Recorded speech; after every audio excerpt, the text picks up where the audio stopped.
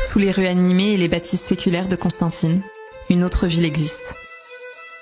Dissimulée dans l'ombre. Un labyrinthe souterrain sculpté par le temps et les mains des hommes. Donc il faut imaginer que ces tunnels, ils permettent de relier une partie de la ville à l'autre.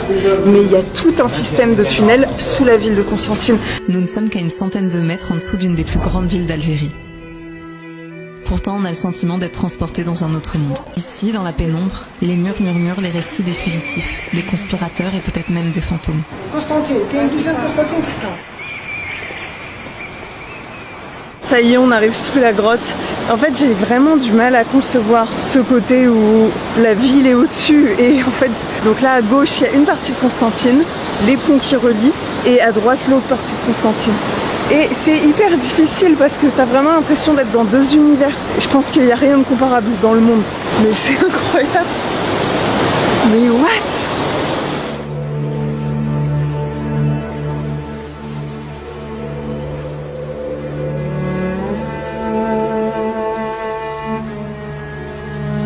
C'est ici que le rumel coule. Rumel en arabe, ça veut dire sable. Il y a des algues sur les murs, un climat tropical.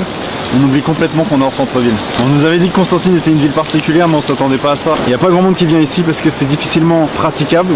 Il pourrait être bien plus touristique s'il y avait un peu plus d'aménagement qui était fait.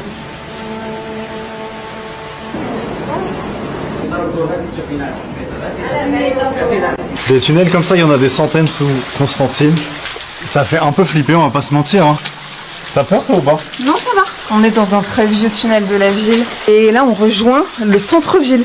Il y a une petite pente, en 15 minutes on y est. Et ça permettait aux gens de transporter leurs grains beaucoup plus facilement jusqu'au centre-ville.